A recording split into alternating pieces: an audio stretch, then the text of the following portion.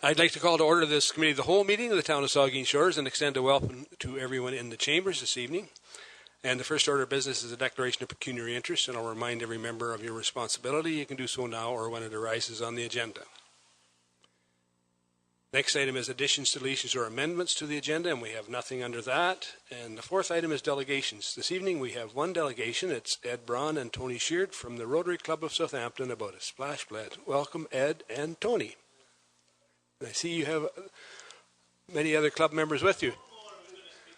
Well, go right ahead.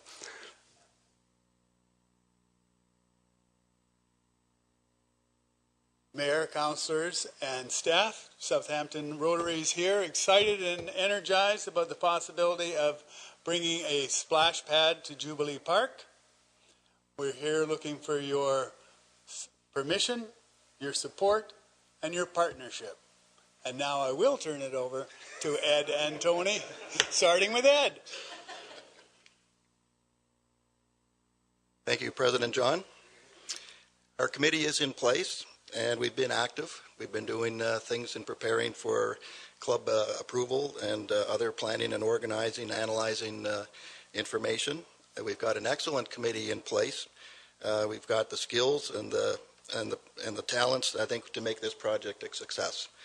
Our group includes business owners, executive management, civil engineering, project management, contract management, administration, fundraising, risk assessment, and mitigation skills. So with these skills and capabilities, we're ready to take on this project, and we hope that you will give us your approval to proceed. I'd like to turn it over to Tony Sheard for the presentation. Thank you, Ed. So, good evening, Mr. Mayor, councillors and staff, and people in the seats out there. So, thank you. So, without further ado, we're talking about the Phase 3 development of Jubilee Park. And just to give you a bit of background, Rotary Club has been in existence for over 75 years, and our simple mantra is having fun doing good. And the purpose of tonight's presentation is to talk about the accessible splash pad proposal, to seek your approval and permission to fundraise, and go ahead to build a pad ready for use for the summer of next year, and seek a capital contribution and an undertaking from you that the town will assume the ongoing operation and maintenance costs. Background. The club has gone through a successful period fundraising for the new ER in Southampton, and we're just coming off a major pledge to that campaign. So in 2015, we started looking around for options for what we might do in the future, and partly to celebrate the 150th. And we sought views from the BEI, the children at GC Euston, the accessible playground users, and from the town's Parks and Recreation Department. And what I want to just dwell on for a few moments, for some of you who don't know too much about us, we have a very long association collaborating with the town to enhance our community. And here are just a few examples. We restored the Pioneer Park in 1988. We are the collectors of the funds for the July the 1st fireworks, and we collect roughly half the cost of those fireworks every year. The other half is usually provided by a federal grant. And one of our parks that we originally owned and then passed along to the town and created in 1999 was Perkins Park. We recently were the naming donor for the Ferry Lake Pavilion. We were the naming donor and provider of the new bridge on the Captain Spence Trail. And we are just entered a partnership with the Saugeen Rail Trail Association to create the new railhead in Southampton, which will come later this year. And perhaps our biggest project in the last decade was the accessible playground at Jubilee Park. And that opened in June 2010. And some of the characters in those pictures are sitting around here today. And that was a $350,000 project, which we were an integral part of the fundraising committee and the design of the park. So what did our 150th research findings establish for us? And the BIA asked us, would we have a splash pad? And we have a motion from their meeting saying that's what we wanted. Just a bit way of background again there. We went to that meeting, and I think Don Matheson was there, and we were talking about all sorts of different things, and at that time a splash pad wasn't on our agenda. We were talking about public art and all sorts of different things to commemorate the 150th. But the BIA's view was they would like to see a splash pad. We talked to the children at GC Euston, and they conducted a survey among all the children at that school, and as a result they favoured a skate park for older teens and a splash pad for younger kids. And as you all know, the town here has unbudgeted plans at Jubilee Park for a multi-court area and a splash pad.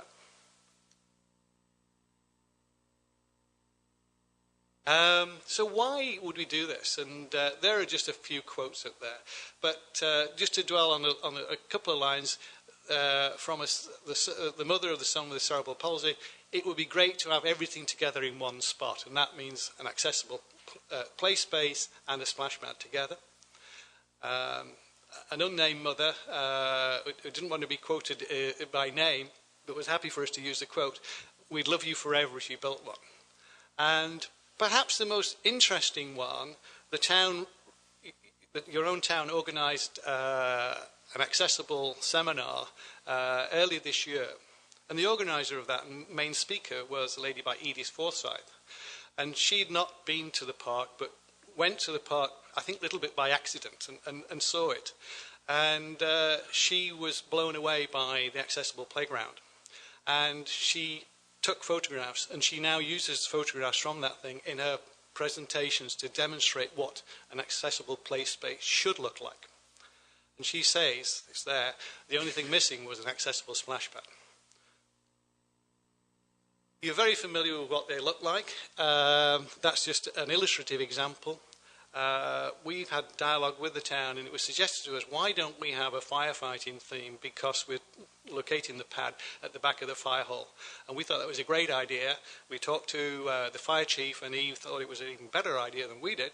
And the Firefighters Association are all over it. So they're really gung-ho about the idea that it would be a firefighting theme.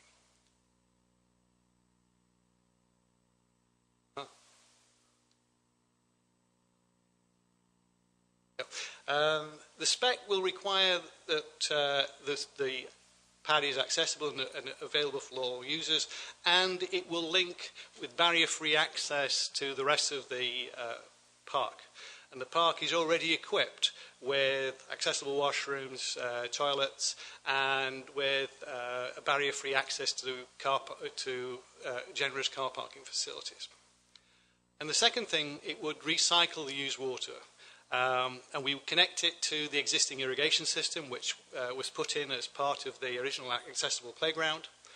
And in conversation with Phil Eagleson, he suggested, why don't we use the holding tank for an alternative source of water for the fire service tanker trucks, which is a great saving. Here's the slide showing possible locations. And this slide was prepared by the Recreation Department for us, but after a number of site visits and discussion, we are now focusing on a site somewhere in the area of option 1. To assist our deliberations, because if we were going to commit to raising the thick end of $150,000, we wanted to assure ourselves that we had some reasonable estimates how things cost, what they cost to run. So we went out and got some indicative quotes, and we believe you can build a modest splash pad in the order of $125,000 to $150,000. The running cost of a pad of that size would be around $3,000 to $8,500.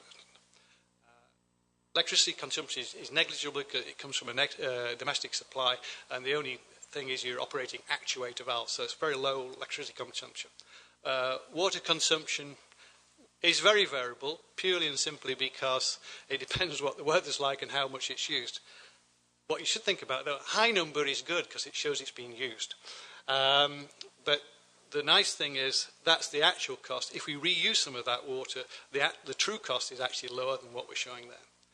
and there's a little bit of routine site maintenance to winterize and recommission in the spring.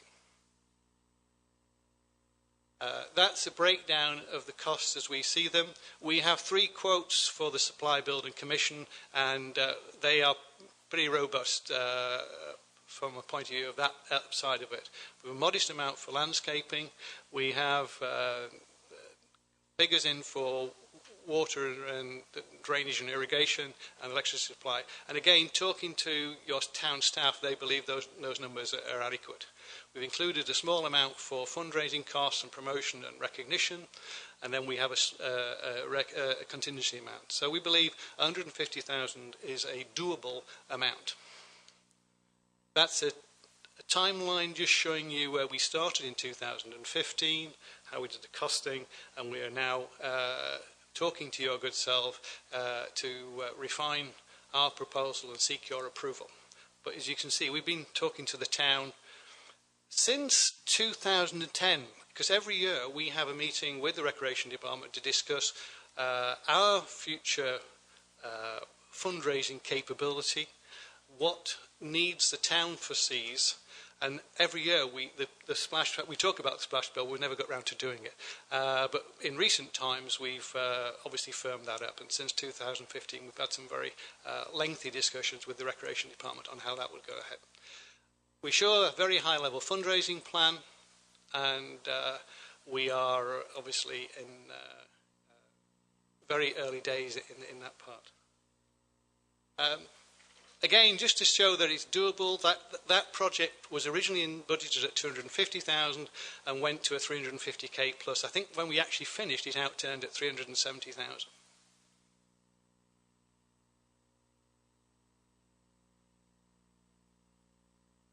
We have, and you've seen something tonight from Prance, but we have many people who are supporting this project, from the BIA, the Residents Association, the school at GC Houston, firefighters, fire chief, community living. We've done the presentation, the Accessible Advisory Committee, and they are very supportive. And we also did a presentation to the Recreation and Active Transportation Committee, and again, they were supportive. And we periodically, or we have been doing over the past month, talking to users in the park. And the 2 common themes there are more shade for the existing playground, which is interesting. And secondly, a splash pad would be wonderful if you guys can do it. And those are the sort of terms they used to talk to us. We have a project management team, which we just talked about there. And we have, as well as technical expertise, there are 3 of us who have got extensive fundraising experience. We've looked at other splash pads in the area, and we look at the experience we had with the accessible playground at Jubilee Park, and we believe raising this amount of money is a doable proposition. So the ask, we're looking to partner with the town of Saugeen Shores to build a pad. We are looking for parity of treatment and hope that you'll offer a capital funding contribution on the same basis you offer to the Lions splash pad in Port Elgin, and you will assume the operating costs. We would also hope that you will advance the funds for a period up to 5 years to build the pad in line with previous project arrangements. Some of you will know that when we've done projects in the past, that is the funding arrangement we come to. We've agreed to fundraise over a period of time, and you've bankrolled as well. That's gone on. So we hope that you would do the same this time, in line with your normal practice. We would like the town to assume the project management from a point of view that you have the expertise, and at the end of the day, you've got to look after this thing after we've fundraised for it. However, we'd like to be involved in that process. We trust that you will waive any planning and development charges and credit any HST recovered back to the project. And finally, we were looking for a letter of support, and there is a little bit of rider on this one. There is a federal government enabling accessibility grant opportunity available to us. We have completed the grant application forms. We are ready. There is just one little thing we are missing, and that is a letter to say that the town owns the land, will allow the splash pad to go on it, and supports the project. And I've given Linda White some draft words which might go in a suitable level should you decide that that's the direction you want to go in this evening. And our commitment, in recognition of the above, is that the Rotary Club agrees to undertake a fundraising campaign to cover the balance of the capital costs. Questions and answers. Thanks very much, John and Ed and sorry, Tony. Excuse me. Any questions? Councillor Mike Myatt. Thank you, Mr. Mayor. Thank you for your presentation, Tony, and thank you to all your members of the Rotary Club. You certainly, there's no question in my mind that when Rotarians in Southampton put the mind to it, they can raise those kinds of dollars in very short terms. So I know you're involved with the Rotary Recessful Playground. It was a great project, and it can be done. So thank you for your great efforts. There's another, as the community is aware of, and there's a bit of confusion here with the fact that there is a local hard-working group of young ladies working to raise funds for a splash pad at North Shore Park in Port Elgin, and that's a $350,000 figure, and they raised around $250,000, and they'll get there. I'm convinced that they'll raise that 100. And a couple of questions I had, Tony, about the two parks. And by the way, I support two parks. I think that doing my research in the weekend, London's got 15 and Oakville's got 15 and there's parks, there's hundreds of splash pads around the province of Ontario. So I think if there's two splash pads in this community, I think that's a great thing. I think it's wonderful.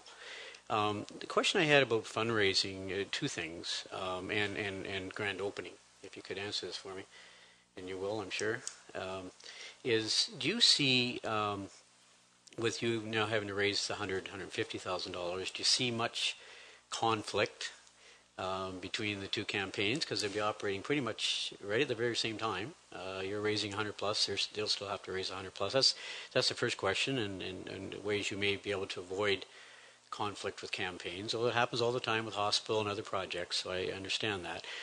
The second question I have for you, Tony, is, and committee, is with your grand opening, I assume and I understand it might be next July 1st as well, and I know the Port Elgin Splash Pad Committee are looking at a July 1st official opening. I guess my question, maybe request, on behalf of that committee is can you work with them to perhaps ensure maybe they're both not at the same time, or I think they've contacted me and expressed to me concerns that there may be some overlapping perhaps in fundraising and with your official opening. So those are my two questions. Thank you, Mike. If I take the second question first, regarding the opening, it's a little bit premature to know when we're going to open because you guys haven't said yes. But let's assume positively that you're going to say yes. We believe that the pad hopefully would be open in early summer. Quite when that would be. If there are two pads going out, one would hope that we would go to competitive tender together to get some economies of scale. And if that's the case, the likelihood is one pad will be sequential on the other. So I think in terms of official openings on the same date, you could have them if that was the optimum thing to do. But in reality, you're probably going to have a soft opening for both of them at different times. We have a couple of options. You could do July 1 and you could do one in the morning and afternoon, and there might be great PR benefits to doing that. The other one that we are mulling over is actually working with the Marine Heritage Festival, and we would open the splash pad at its earliest opportunity once it was constructed, because once it's constructed you've got to leave it for a while before it all dries out and it's properly commissioned, is that it may be more appropriate for Southampton to do it as part of the Marine Heritage Festival. And if that's the case, that will be likely to be on the Friday of that weekend, which would take it away from July 1st.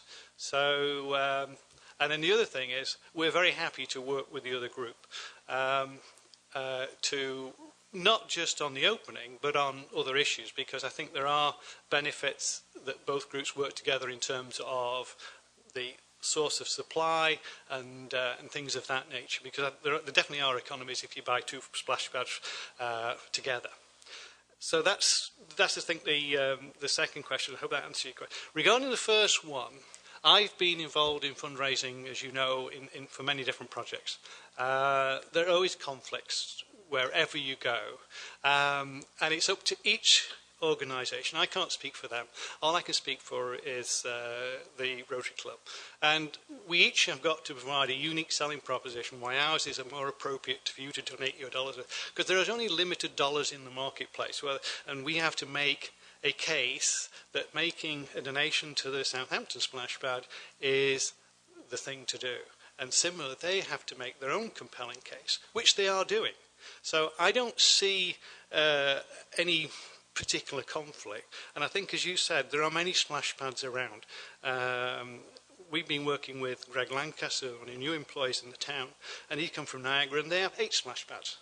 And so they are very common, and that is the thing, that's the direction people are going. So I hope that answers your question. Thank you. Councillor Dave Mayette. Thank you, Mr. Mayor. And through you, thanks, Tony. And it's very exciting, this concept of a splash pad. And it's also very exciting that you're able to come up with a concept that's only $150,000 compared to the plans that we saw a few weeks ago for $350,000. And I assume that the majority of those savings are that you're not going to have a tank and a recycling and water treatment association with it. So if my assumption is correct, which I think I heard you say you're going to use municipal water, won't that water be very cold for the children to splash around in? I think that's one of the things that a tank provides, is the water has a chance to warm up, but water coming straight out of the tap is pretty tepid. Pretty cold, I should say, for kids to splash around in. Have you thought about that concept of it? And are other splash pads in the province using raw municipal water?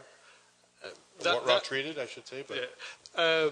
That's the most common method of sourcing a splash pad. Is it? Yeah. So we're going to collect the wastewater and put it in a tank and then use it for other purposes. So I don't see a problem with being cold. Certainly, I went to Walkerton. I've been to the one in Kincardine. Kincardine is a recyclable one. The one in Walkerton is exactly as you describe, and they chose to do it that way because that was the recommendation of the Brockton Town Council. Not the people who wanted to do it. It was their recommendation that it was straight pass-through water. I've also been to the new one, which further down the coast there, and that again is a complete flow-through. So cold water, I don't think it's a problem to kids, and I think the last few days, I think they'd appreciate it.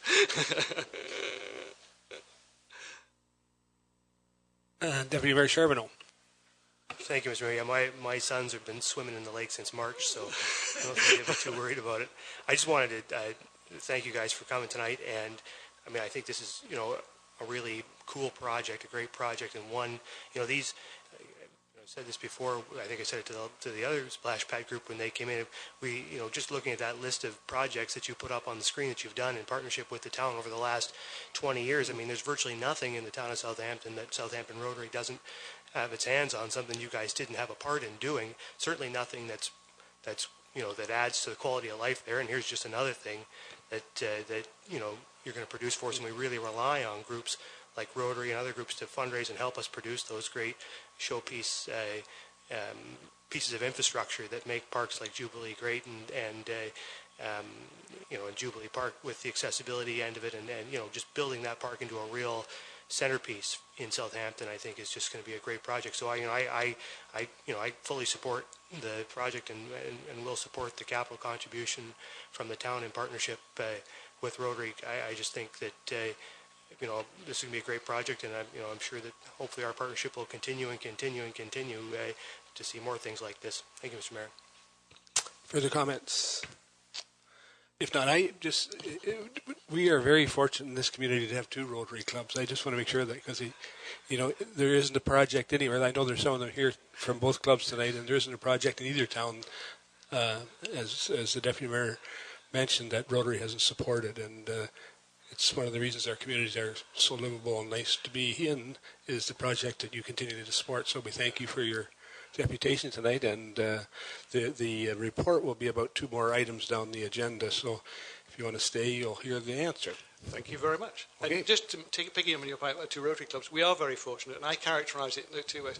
Saugeen Shores has two Rotary clubs. One meets at lunchtime on a Tuesday, and one meets on a Wednesday evening. So you have double benefit from Rotary to invest in our community. Thank you. Councillor Grace? Thank you, Mr. Mayor. And to just... this isn't particularly about the splash pad, but it's about the contributions of Rotary. And last night I was at the concert at Fairy Lake, and thanks, Jane, for you and everything your group does for that. But what a great concert and a great event, and just seeing all those people. There were a lot of people there. It was a beautiful event, and thanks for your contributions to that too. Thank you. For the people who don't know, we sponsored that concert last night. Thank you, Cheryl, for the promo. Yeah, it was on the thing, the pavilion. Thank you. Thanks a lot, Tony. So the next item on the agenda then is a general government staff report, and it has to do with our development charges, and our treasurer, Sue Dent, will present. Thank you, Mr. Mayor. Staff have considered input from members of the public appearing at the June 13th Development Charges public meeting, the written correspondence submitted as part of the public process, and the comments provided by members of council in response to the release of the 2016 Development Charges background study. Hampson Consulting has provided written responses to commenters as needed. It is the opinion of Hampson Consulting that the concerns expressed have been adequately addressed in the memo outlining the revisions. In addition to the comments raised at the public meeting and from members of council, correspondence was received from Rice Developments, Barry's Construction, and Brad Pride. Staff have met to consider the comments received and are of the opinion that many of the concerns raised have been addressed in the attached memo. Care was taken to ensure the fair allocation of impacts arising from capital infrastructure that was attributed between existing ratepayers and developers. If fully implemented, the previous residential development charge rate indexed to the current date for single and semi-detached units would have been $16,473. If the revisions to the capital program outlined in the memorandum are adopted, the implementing charge would be $14,812 for the single family and semi-detached. This is in line with the current rate. We are currently charging of $14,799 as the rate was not fully implemented. The non-residential rate was also not previously fully implemented. Indexed to the current date, this rate would have been $91.31 per square meter. The revisions proposed to the capital program now provide for a rate of $74.46 per square meter, or an increase of $28.92. Financial impact, there is none at this time, although a delay in approving the development charges bylaw beyond the end of August 2016 may mean that the town will not be able to collect the full amount of development charges. Thank you, Sue. And then the recommendation is that the attached memorandum from Hampson Consulting Limited outlining the changes to the capital program subsequent to the public meeting held on June 13th, 2016 be received. The council approves the capital project listing as amended, subject to further annual review during the capital budget process, that an amended background study and associated implementation bylaw be prepared and presented at a future council meeting, and that council confirm that no further public meetings is required. Excuse me. Questions, comments? Start over here, Deputy Mayor. Thank you, Mr. Mayor. I think what we've ended up with here is something closer to what I was hoping we would end up with in terms of the capital project list. I think that it's much closer to something that's actually achievable within or closer to the capital budgets that we have currently, and I think it's defensible in terms of to tell the development community and folks moving here in the future that what we've put together here is a capital project list that is producing a charge which makes sense, which is closely aligned to what we actually intend to do.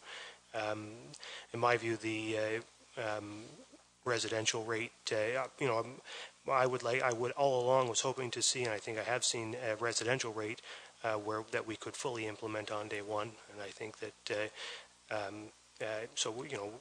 think there's a good symmetry there, and that we can fully implement these development charges and begin to charge them. On the non-residential side, I think that the capital program is still defensible. I mean, it's a strong list, the capital program. I guess my question, Mr. Mayor, to Sue or potentially Mark, I guess, is what flexibility do we have, or are we at the stage at this moment where we're making a decision on whether or not we would phase implementation of particular charges? And do we have also one, I was a little, I just can't recall whether we can phase non-residential and not phase residential, or I'm not certain of that. So if I could get some clarification on that, and when do we make the decision on phasing? You can correct me if I'm wrong, but we can phase any part of this or do it. We can do it however we want, Luke.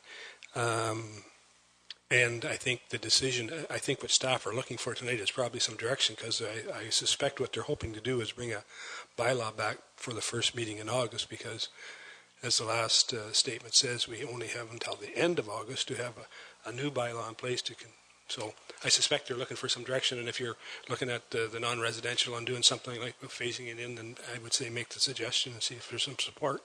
So thank you, if I may, Mr. Mayor, then my comment would be that I would like to see the non-residential rate fully implemented, but not on day one. I'd like to see us phase implementation of the non-residential rate over perhaps a period of 3 years.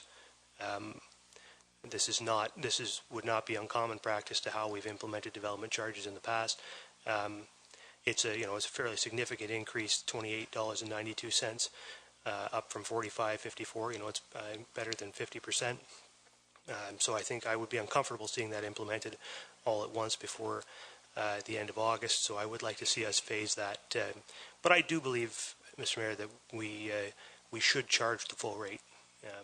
I think commercial development is going to follow residential development, and I think that all that development is going to take place in this community in the coming years. I think it's going to happen, and the municipality needs to fund this capital program, and we don't have a surfeit of cash floating around to pay for these things. So I think we do need to get there to the max rate, and but I wouldn't want to shock the development community too much by doing that all at once, so I would like to see a 3-year phase-in. Thank you, Mr. Mayor. So I'll take that as moved as an amendment, and if we can have a second to that, so seconded by Councillor Dave Mayette, and then so we'll deal with, we probably should deal with the amendment now. Any questions on what we're suggesting is we're phasing in the increase in non-residential, which was $28.92 per square meter, equally over a 3-year period. Any further questions? All in favor of that amendment then? Okay. Then we'll go back to the main recommendation. And I think, did you want to speak to it, Cheryl? Councillor Grace. Thank you, Mr. Mayor. I actually had two questions. One is on page 49, and it's showing, this is non-residential development charges. It's showing an increase of, for water services of 2,932%. From 22, the current non-residential charge is 22 cents, and the calculated charge at 6.67. So the difference of $6.45 ends up being almost a 3,000% increase. Is that accurate? Sorry, I'm not sure which. Page 49. It's Sorry, in I don't have page numbers. Okay, it's page 49 of the agenda. Table 4. Maybe you could. We will look in. Oh, there it is, table 4. Okay. Yeah, I'll have to look into that. I don't have an explanation for that, but we will get an explanation for that for you, Cheryl. And then the other one is on Appendix B5, Table 2, which is page 58 of our agenda. And that's referring to the 5.1.3 and the provision for splash pad under parks and amenities. Mm-hmm. The available DC reserves is $67,500. And when I compare that to the development charges reserves background study, It was 135,000 available. Now it's 67.5. So I was wondering, that was for the Jubilee Park accessible splash pad. Through you, Mr. Mayor, the provision, and this will be revised again, this is provision for splash pads. There's an S missing on there. Okay. But I believe it probably has to do with a change in the benefit to existing is why the number would have changed. But I will confirm that for you. Okay, thank you. Vice Deputy Mayor Huber. Well, in a continuation with a question about 5.1.3 in Table 2, this line has been in the development charges bylaw. It read Southampton Jubilee Park splash pad. So up until now, any dollars collected, that was the description that was there. How do we justify after the fact changing the intent of dollars that we collected? That doesn't seem very transparent to me, the way that it's supposed to work. We put it on the list however many years ago. We then collected development charges. We've attached what we collected in various ways, and I suspect perhaps what Councillor Grace was referring to was an amount of money that hadn't been broken out like it's broken out in this one, because all these other numbers weren't there at the same time. So it might just be a math thing that had happened between then and now, but it would be good for you to check that anyway. But that money sitting in reserve right there was applicable to a very definite item in the development charges bylaw. So I understand, what you're trying to do here, but when you look down that list, everything else, with the exception of the waterfront master plan stuff, is very specific to a location, and that used to be there for that. So I understand what we're trying to do, but should we not be, to be particularly transparent, should we not be making an assumption that dollars that have been collected up till this point that are in reserve were collected for a specific project that the town may potentially go through with, and so technically that's where those funds should flow. I understand making an adjustment now, and as we should all know, and I think we do, you can have a development charges charge that you can actually spend money and then collect dollars afterwards to do it, because we've done that with the Port Elgin Medical Facility renovations and potentially with the upgrades coming. So I'm really curious about that line. It to me is and I believe there's one other place. Unfortunately, I don't have my notes here, but I think there's one other place where language was changed, which took something very specific and made it a little more generic, which perhaps is a good thing to do. But I'm curious to know how we can change what we'd already decided to do in the bylaw previous to now. Is there an explanation for that? Through you, Mr. Mayor, I'll attempt to explain this as I understand it. This is a list of projects that Council has determined are what we think we want to spend our money on. It's more of a pot that we're saying these are the projects. You can at any time, as Council, choose to amend those projects as you see fit. The fact that we said this is what we were going to do 5 years ago, in another 5 years we may decide we want to build another skate park instead of a splash pad. It's still outdoor recreation, and it still falls within this pot of money that we are collecting. Councillor Mike Myatt. That explanation makes perfectly good sense to me, and I think outdoor recreation, take Beaner Park for example, which I for a minute $1.4 million project putting new ball fields in an area where there's going to be subdivision houses being built right around that park makes little sense to me.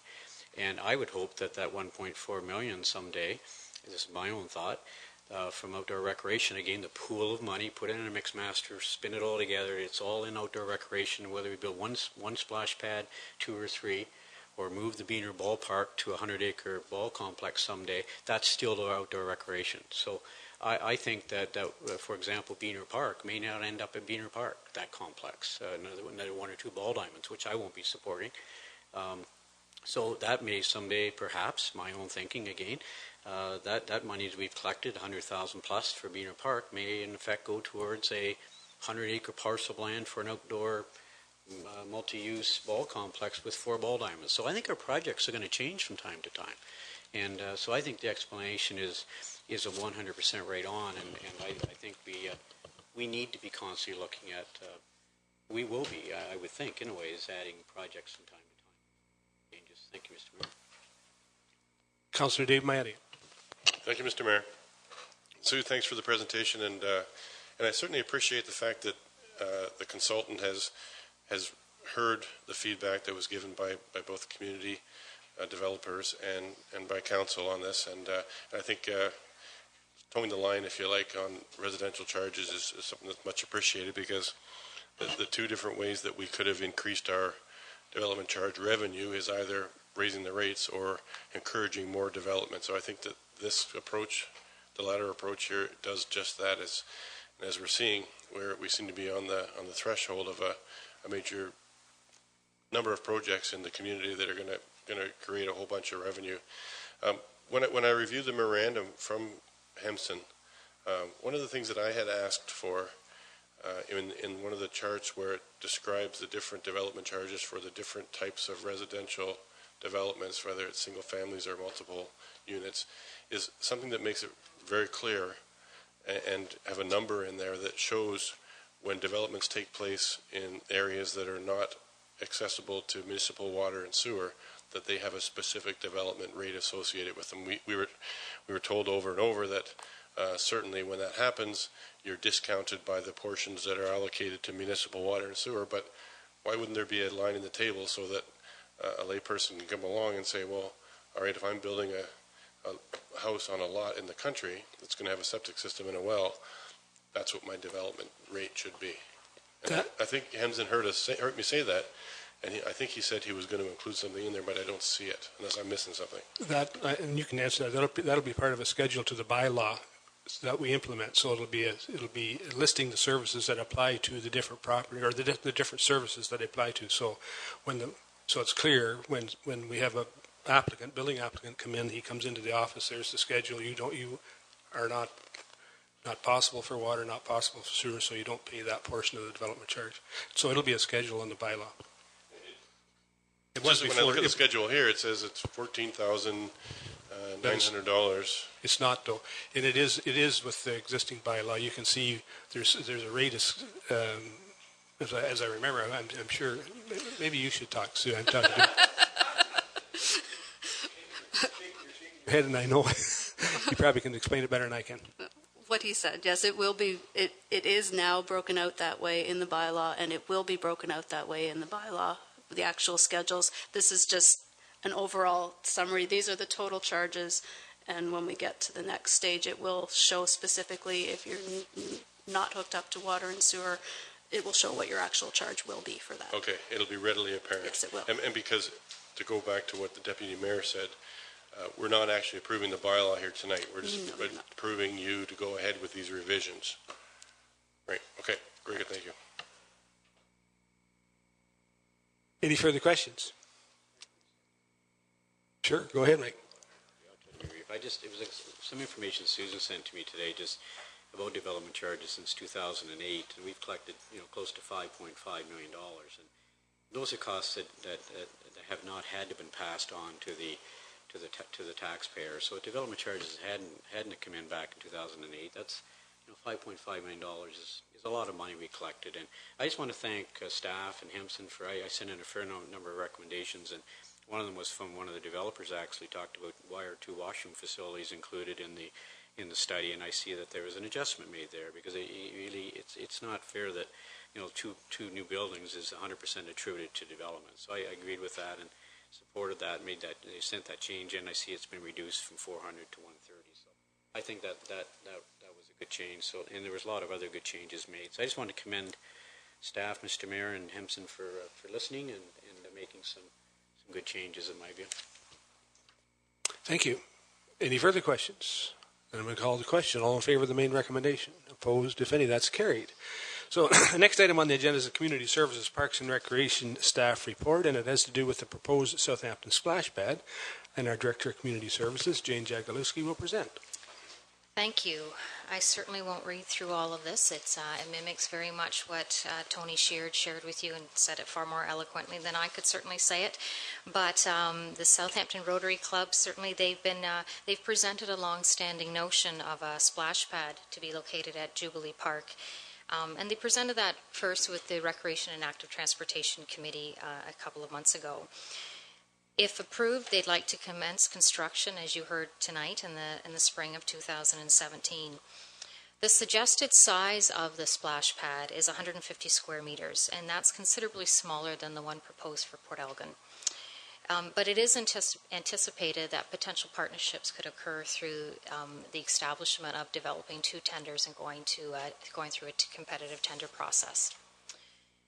If approved, the Department of Community Services will provide the same level of support that we have recommended with the Port Elgin Splash Pad Committee. The park itself and the preference for the water usage would be a flow-through model with an additional holding tank, similar to what Port Elgin is considering. The excess water can be utilized by not only the fire department for their firefighting and training, but also for the irrigation of the park, the Bruce Power Sensory Gardens at Jubilee Park. The 2017 draft capital fire department budget does indicate that a replacement of the storage shed that is behind the building currently. And certainly if that occurs, we can use that building to hold the mechanics for the splash pad. However, if that doesn't occur, the infrastructure can also be independent from that potential structure. The proposed splash pad site currently benefits by having a number of accessible functions, such as the washroom facility, parking, the shelter that exists there, the sidewalk. They all contribute to this being an ideal location. There is no financial impact at this time, but certainly it will be part of the 2017 budget deliberations. And I've included with your report a breakdown of the proposed budget to commence the building of the project. Thank you, Jane. And the recommendation is that the construction of a splash pad at Jubilee Park at an estimated cost of $150,000 in 2017 be supported by council and principal.